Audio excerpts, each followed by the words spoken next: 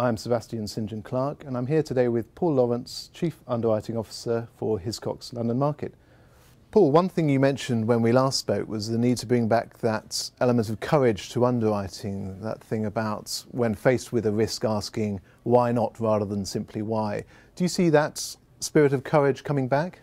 I'm really pleased to say that I do. I think we've made great strides in that. We're faced with a challenging market, and every underwriter in London Market is certainly living by a view of what got us to where we are won't get us to where we want to be. So they are challenging themselves to try and work with brokers to find solutions, and rather than asking why should I write this risk, they really are figuring out how can I write this risk. And that will put us in great stead going forward towards our ambition in 2020 and 2025. One of the things that's challenged us all has been the rise of the broker facility. Now, it's fair to say that many of our underwriters are nervous of what these facilities bring. There's a lack of control.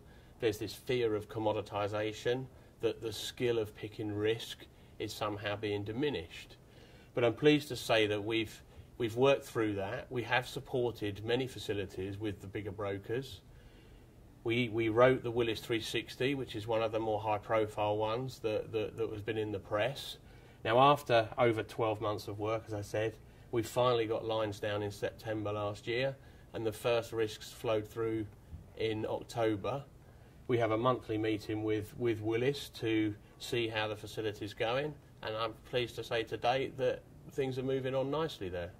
So, in all, I would say that we've made some good progress. Always more work to do on that. There's always another broker that we could be working with, but overall I'm really happy. What do you see as the biggest challenges facing the industry in 2015? Well, I think the industry is going through some real structural changes. We've seen the influx of alternative capital. It's gone from being alternative to now just a part of the regular landscape of opportunity and options for us, both as insurers and reinsurers. We're seeing the margins being squeezed as ever bigger insurance companies are ever more hungry. The traditional response from a Lloyd's underwriter would be to put his pen in his drawer, to stop writing business, to ride out the storm, as it were. And I think, unfortunately, that option isn't available to us this time round. If we do that, we risk being irrelevant when the market turns. And the question is if the market turns.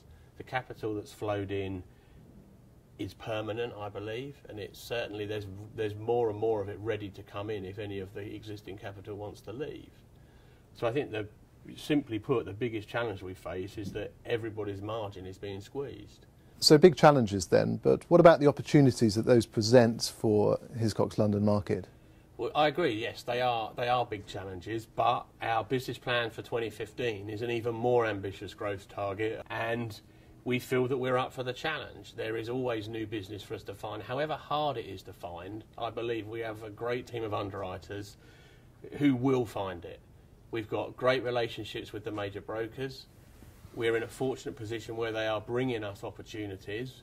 The challenge we face is grasping those and grabbing them and turning an opportunity into something that actually delivers premium and profit to the bottom line. We had some changes in our underwriting team over the last 18 months. We brought in a new PA team to reinvigorate our offer in there.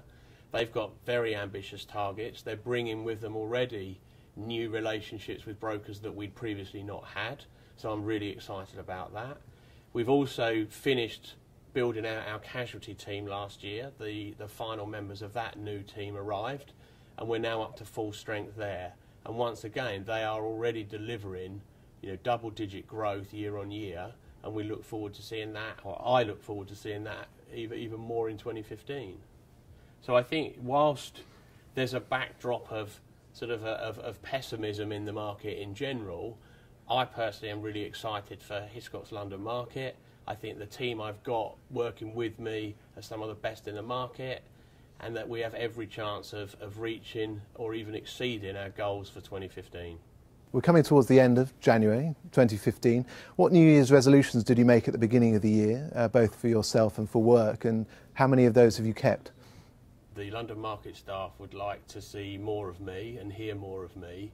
So that's one of my key resolutions for 2015 is to do that and to be more visible and to be more approachable and to listen to what the team are saying to me.